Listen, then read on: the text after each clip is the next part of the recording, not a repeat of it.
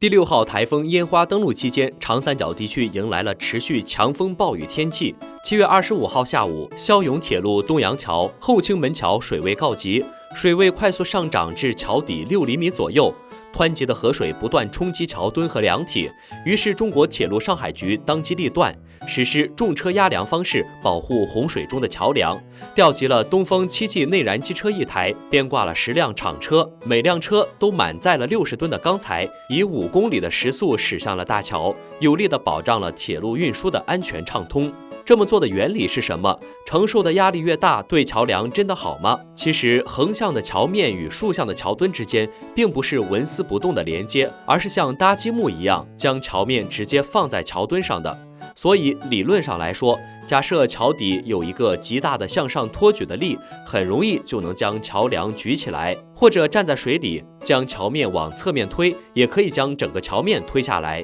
由于在正常的使用过程中，主要只有桥面上的列车向下的压力，一般不会出现问题。但是洪水来袭时可就不一样了。如果洪水水位上涨到桥面的位置，整个桥面的底面和侧面都会受到水流的巨大冲击，同时洪水中还会夹杂着大量从上游冲下来的杂物，比如树木、建筑物残骸等。这些杂物都会以相当快的速度冲撞桥面的侧面，造成巨大的伤害。所以这时候就需要一些外力来保护桥梁，将装载了重物的列车停靠在桥面上，相当于给桥增加了额外的重量，从而保障桥梁上方有足够荷载，以抵消河水的浮力，防止河水对桥梁浮力过大，导致桥梁上浮漂移。另外还能提高大桥应对水流水平冲击的能力。这就好比一个空空的凳子，可能你一脚就踢飞了，但坐上一个人再踢就没有那么容易了。同样的，这种方法在公路上同样适用。